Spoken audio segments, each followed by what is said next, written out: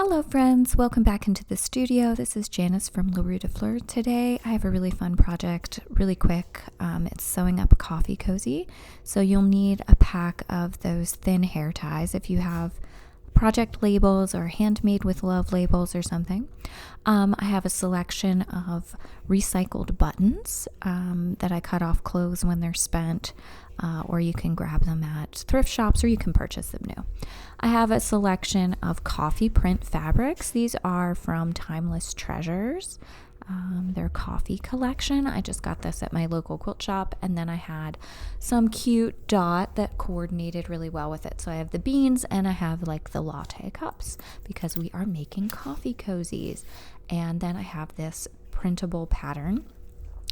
You can head over to my shop and get that PDF. It's only $2.50. I also have some lightweight interfacing and some fusible fleece. This is Pellin. I don't know. I can't read the number, but it's fusible fleece. Anyway, you're going to cut your pieces of fabric. I'm choosing a main fabric and then a background print, which is that dot. And just make sure that your pattern fits on there. We're going to be using the outer line and the inner line, so you may want to print it twice.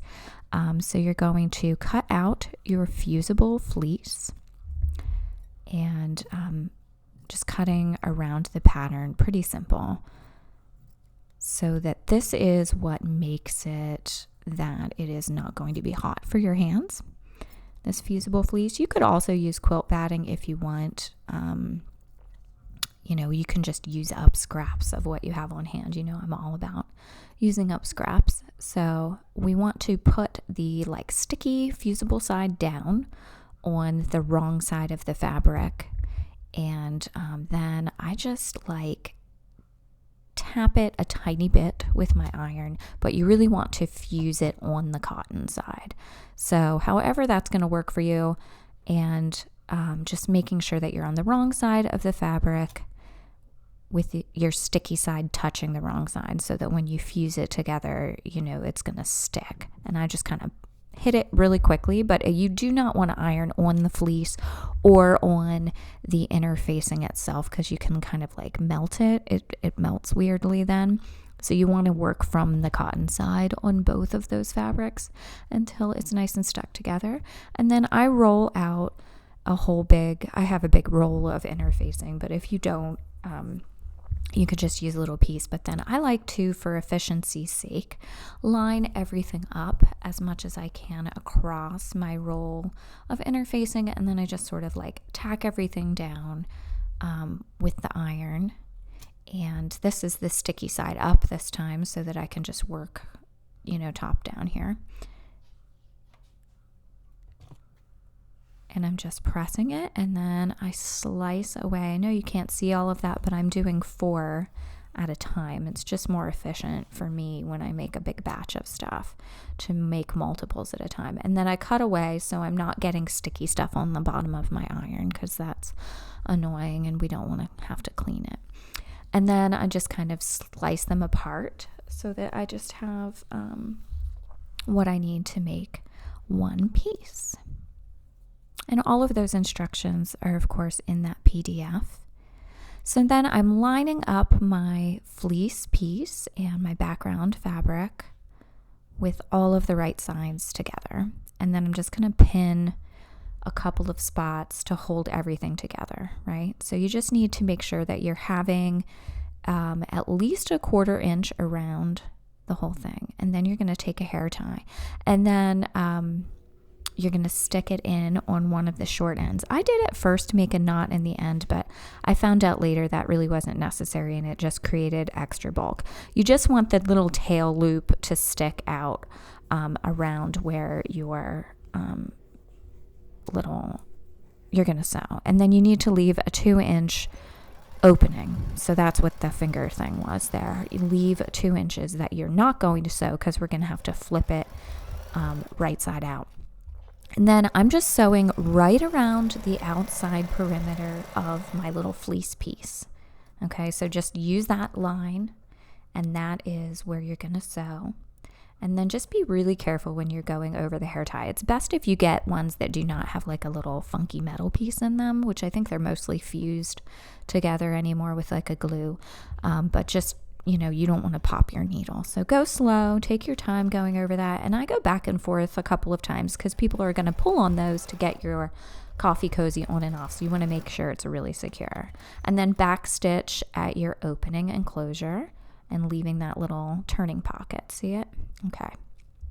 Now we're good to go. So we're going to trim about 1/4 inch around the entire perimeter. We need to leave our seam allowance. See it there? You can use the pattern if you want to here. I just sort of eyeball it. I've cut 1/4 inch plenty of times, so I know what's good. Then when you get down here to your little elastic, make sure that you don't accidentally cut your elastic loop in half. You want it to remain a loop.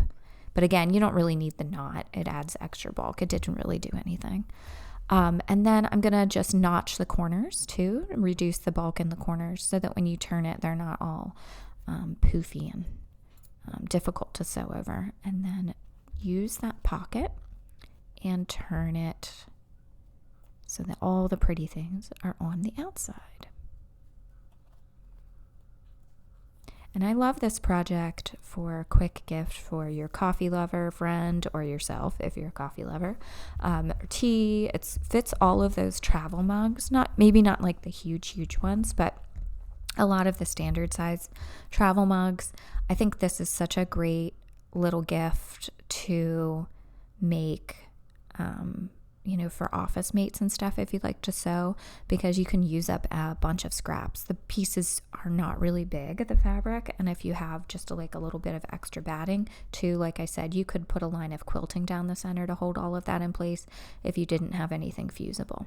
So I just used my little stick there, my little dull stick, to turn the corners out, and I'm just making sure to tuck in that little opening area so everything lines up really nicely.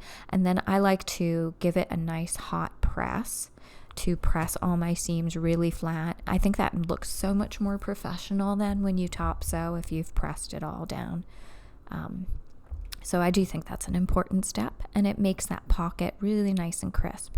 And then we are going to sew just 1/8 inch away from the edge, so we make sure that we close that little opening.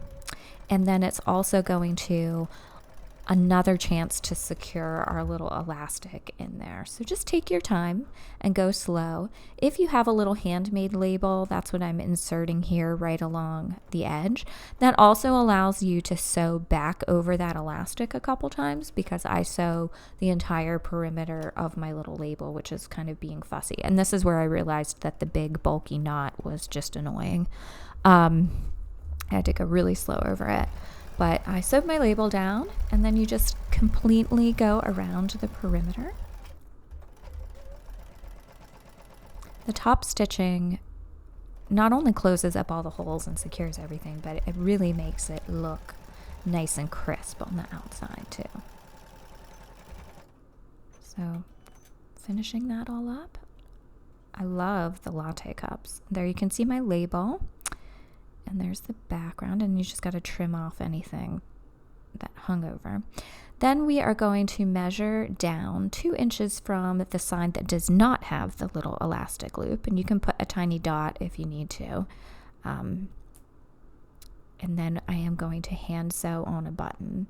I like to double up my thread and then catch them all through the top loop there, so you can't see a lot of that on the back.